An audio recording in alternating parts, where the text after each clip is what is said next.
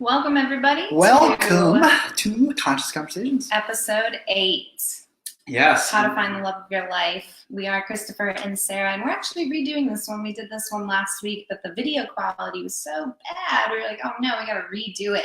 Yeah, it was a little shaky, A but lot shaky. we are back on this end because we want to give you a clear broadcast, something that you can actually comprehend when we speak instead of things being chopped up.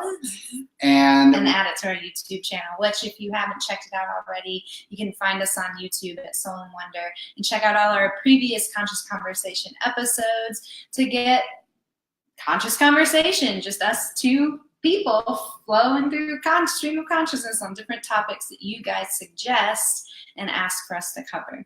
Yes, and so tonight we will be recovering how to find the love of your life. And if you've seen this one before, don't worry, watch it again, because like we've told you before, there's no scripts, no bullet points, just stream of consciousness. So we might come up with something that we didn't say in the video last time. So stick around. Yes, and we are just gonna, as usual, go through a full stream and just talk to each other like a casual conversation, and we invite you to the table to contribute whatever it is that you'd like to contribute. You can comment, ask questions, share questions. Your experience. We want you to be a part of this conversation as well. And I think that one of the reasons why we really were inspired to do this topic is because Christopher and I get told a lot by people that they want to have what we have in our relationship. And that's not bragging. I'm just pointing out that we've heard this a lot. People saying, I want the kind of relationship that you have. And, you know, this isn't luck. This relationship didn't just happen by luck. And so it's important that we talk about how we were able to co-create this experience together and even prepare ourselves to be ready for a relationship like this. And yeah, that's where we get started. Well, why don't we kind of break it down? Like we, yeah. What do we do? What do we do to meet each other? Man, there was a lot. I mean, again, it's something that we talk about often, and it is going within oneself, attempting to, and going on the path of finding oneself. And that's really where it starts. It doesn't mean you're perfect at that time, because it's far from that, but it is going on the path and making the conscious effort to go on the path and finding yourself, because that in itself is an intention to the universe to say, okay, she's ready to possibly align with somebody that may be doing the same thing, and that's in their highest good. And of course, we can get in and go down the path of how there's divine, intervention, and there's a contract written before, and all of these things. But really, your higher self knows that at that time you are ready to embark on the path and then align with the person that you're supposed to be with. And isn't it beautiful how it's all part of the path? Like everything that happened before we met each other is just as much part of the piece of us meeting as is the actual meeting. So like all of my past relationships, all of your past relationships were integral parts of the journey of finding each other. They were necessary, absolutely. Not only necessary, but crucial, in my opinion, for the preparation of this kind of relationship. And when I say this kind of relationship, I mean one that is truly unconditional, in the sense that we embrace and hold that space for each other to be our most authentic selves without the need to fix, control, or change. That's what unconditional love is. It means you love the being expressing themselves. You love the truth of who that person is beyond what we see in our small self perception. And so those relationships that I was in and that you were in, which were very conditional, oh yes, helped us very, very to lead us to ourselves, to really hone in on what it was that we did want in a partner and what we believed we were worthy of having in a partner. Yeah, and you speak of that conditional versus unconditional, and like many of our relationships are extremely conditional, and we've been trained that in this really this old paradigm that we're breaking out of now, that things are very, very much ego driven, very much what am I going to get out of this what am I going to benefit from? And conditional, unconditional, there's benefits to be had, but in the unconditional way, what you do get out of it is some serious kick-ass personal growth and spiritual growth. And that is the telltale sign of a good relationship, a very, and I hate to even label it good, but a higher vibrational type of relationship. And that's the type of relationships that everybody should be striving for, in my opinion. But, you know. But you don't even know that that's the kind of relationship you should want until you really have it, to be honest with you. Because I've had my slew of toxic relationships that I just thought was life. You know, you watch movies, you watch TV shows, you read books, and it's always super dramatic love stories. And I was programmed to believe that that's what love is. Love was filling up the empty spaces inside yourself with someone else. That's what I thought love was. Love was proving your undying devotion at the cost of your own needs and values. No, ladies and gentlemen and everyone else, that is not what true love is. But we learn through those experiences, so they're still important. And I think one of the most important things that we kind of touched on was vision. Having a vision for who it is that you truly wish to align with, not the person down to every fine detail of color of eyes and color of hair. I mean the details that matter, the qualities. And it's important that we focus on the qualities we want, not the qualities we don't want. Yes. Yes. And what are those internal qualities? Because as your internal environment changes, you're going to want somebody that has those same core values, those that yearning to do what it is. And it doesn't have to be that you guys don't have to be the same, because that's not good. Having just this complementary balance within each other is incredible. But there's so many different qualities that we can pick out that I think are important to or something that we need to really look at and write down and then look at all the time and say, okay, well, like, I'm not going to be settling or compromising my life to be with somebody that doesn't match those qualities, because this is what I deserve. And that's your own right to say that. And if it's what you deserve, then you better damn well be embodying those qualities. And that is the first thing I would call myself out on. When I was in my string of toxic relationships, all the time, woe is me. Why can't I find someone who's not a drug addict? Why can't I find someone who's emotionally available? Why can't I this? Why? I just want someone who's not XYZ. No wonder I kept experiencing the same kinds of relationships, because I am, one, victimizing myself, two, pretending as though everything outside of me had nothing to do with what was inside of me, and we all know that that is not true by now. And three, I was just completely not showing up for myself to be the qualities that I would have wanted in a person. I had owned toxic behavior that I was projecting onto others because I was too afraid to look at it within myself. And granted, it was all a wonderful learning experience, and it prepared me for this. But it wasn't until I finally started to say, okay, you know what? I'm done with this pattern. I'm done with this cycle. I very much wrote an intention in a letter to the universe to break this cycle. And in it, I focused on the qualities of human being that I admire. And I started embodying those qualities. Now, it's not to say that I was perfect in the embodiment of those qualities, but I at least started to see where I was those qualities, and I was starting to work towards balancing where I wasn't. And I was taking steps. And that's the important part of it. You don't have to be perfect. You just have to be open and willing to embrace it in yourself first before you can embrace it in someone else. Yeah. And it's the openness, it's the expansiveness that you have to feel first within yourself. And I'd like to go back to what you said about, having to understand and realize and come to the awareness of your patterns of what were you doing to keep yourself stuck? What were you doing that, okay, now you look at it from a higher point of view and you say, oh my gosh, like, holy shit, now no wonder I was going through all those experiences and seeing all those things. And I think after a while, you're like in like a washing machine, and it just keeps, it's a struggle. And until we've realized that, fuck, we don't want this struggle anymore. I don't want to struggle. This is tiring.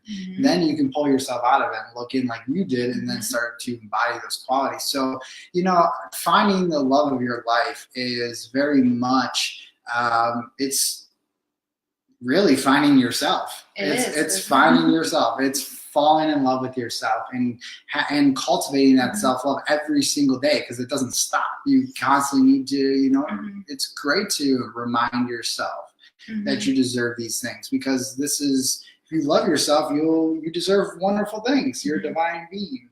And all of us are deserving, and that's the beautiful thing about it. It's whether we are aware of it or not. Yep. That's what holds us back.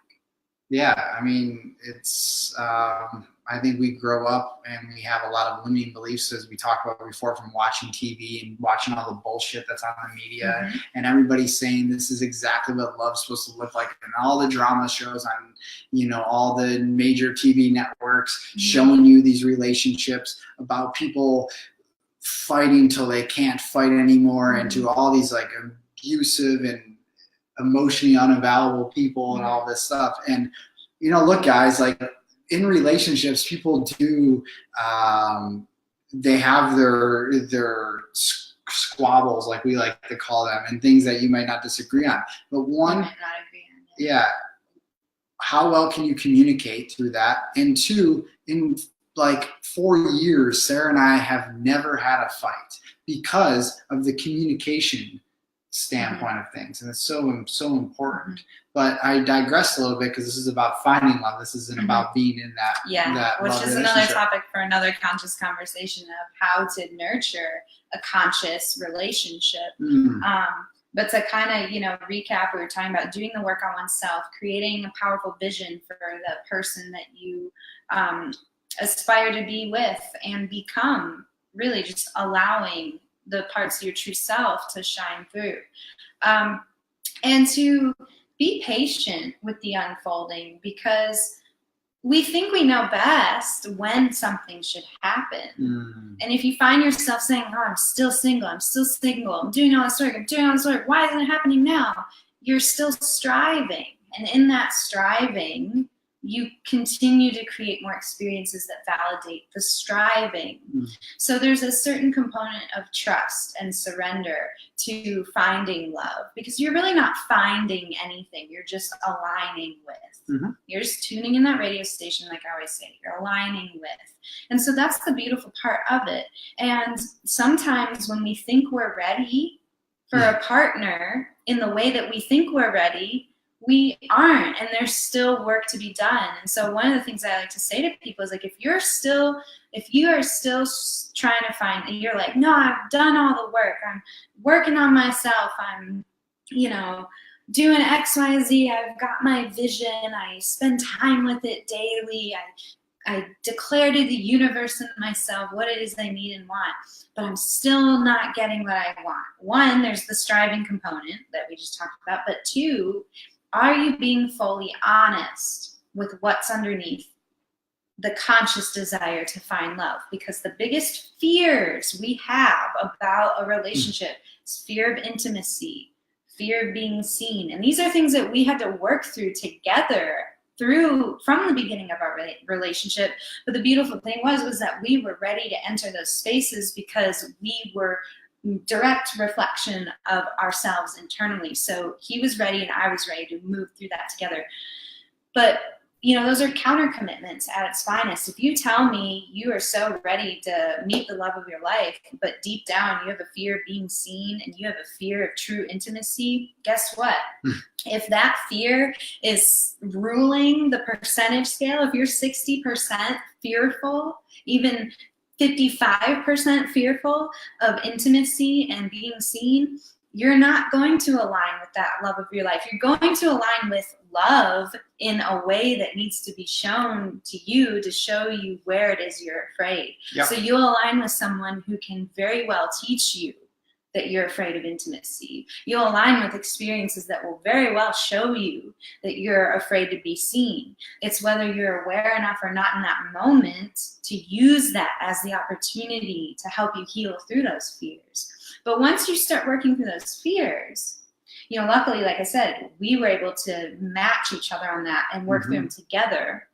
But once you start working on those fears, once you start seeing that unconsciously you're more fearful of a relationship than you realize, and once you're able to start noticing that that's what's actually preventing you from aligning with the love of your life or an unconditionally loving relationship, then you are able to tip the scale. You're able to start doing the work to overcome your fear of intimacy, overcome your fears of being seen.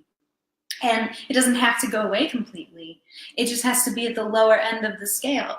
30%, 40% even is fine. It's the minority of the percentage. And I think that's where we were at. We were at maybe 20% fear of intimacy, maybe 20% fear of being seen. So we had already had this strong conscious desire to be in this kind of relationship when we met. Really, at the end of the day, it all comes down to this. Your number one intention, if you want to align, see, this is the thing. We get caught up in what our purpose is in life. We get caught up in these grandiose things we do. I get caught up. I get caught up all the time. I want to spread love to the world and help people out, but I get caught up in all the plans and all that. Really, at the end of the day, it comes down to one thing, and it's embodying love. It's embodying love. And the only way you can fully embody love is by aligning yourself consciously with somebody that is on that same mission to do that, because that person is going to show you exactly what that looks like, you know, and it's just really looking for that personal and spiritual growth and that evolution. Because let's be real, guys, anybody sleeping on here, we are here for very large reasons. And, you know, it's time to start aligning ourselves with what we actually deserve in this lifetime. And you deserve it. You deserve it. But, you know, it's time to come out. And I don't know. It's been quite the journey, you know. Thinking back now, it's easier to look back in retrospect saying, oh, wow, leading up to exactly what I was doing. Now we kind of have a formula in mind, almost what it takes to align with this type of relationship, because it's amazing. And to release your expectations and ideas of how it should show up in who and how often, because the love of your life could be this beautiful relationship that serves its time, serves its purpose, and then there could be more. There are multiple soulmates in our lives. You know, some people like having multiple partners too. So this isn't to say that it should always follow this sort of fairy tale magical story that we're taught by Disney when we're children of how this should happen and then you're like this for the rest of your life. You know, and I would argue to say Disney movies don't teach us the best about a healthy relationship. But, you know, it's okay to open and embrace the different ways in which love shows up in your life and to just fully experience it for the divine expressing itself in individualized form, because that's ultimately what this whole experiment is anyway. So when we can remember that, it's not so serious, you know. And so play, have fun, explore yourself and others, and be that mirror for each other. And it's okay if it's not perfect, and it's okay if it fails, and it's okay if it lasts forever. Everything is perfect exactly as it is, especially when you're aware of the fact that it's all happening for you to grow deeper into the alignment and expression of your true self. And that's what love is. That's exactly what love is. So don't put so much pressure on yourselves. Don't strive for perfection, but get clear on your values, what's most important to you, and the kind of person you'd like to invite into your life and the kind of person you'd like to invite yourself to be more of. And that's basically what it comes down to, I think. Yeah. We just kind of broke that down. I feel pretty confident that we covered most parts. Of course, there might be some things that we're missing, but, you know, in a nutshell, guys, just really throw down these intentions, what it is you're looking for in somebody. And I promise you, if you start doing the work and you start taking care of yourself on an emotional, mental, physical, spiritual level, and you start doing those types of things, you're going to find somebody that's doing those things as well. And you guys can do them together, which is the best thing ever. Amazing. It's amazing. Like, it's the best. We have so much fun. We have a blast, even when it's crazy. Yeah. Even when it's like, Even whoa, when we're like, I don't know what's happening. feel like we're manic depressive and shit. Up and down, and up and down. We're in it together and without fighting. That's the beautiful thing of it. So that's another conscious conversation for another time. How to sustain such a close relationship that does challenge you to grow deeper into yourself with each other, because that's a different story. It's very easy for people to run when things start getting real, when you start seeing parts of yourself in your partner that you've rejected or aren't willing to see. And when you've made a commitment to be together in that journey, that's a whole other ball game that we'll talk about some other time. But remember, guys, if you have any topics that you'd like us to cover, we got a whole whiteboard list of topics that you have requested us to cover. So just submit those. You can comment on this video. You can send us an email at transform@soulandwonder.com. You can send us a Facebook message, YouTube comment, literally whatever floats your boat, and we'll add it to the list and cover the topic. That is that. You guys have a good night. We will talk to you soon. Next week, we'll have some other topic that we're talking about. I don't know what it's going to be, but it shall go with what feels. We look at the board, fun. we say which one feels good right now, boop, and that's when we pick. So you can look forward to more of that. All right, guys. Thank you. Have a beautiful night. Take care.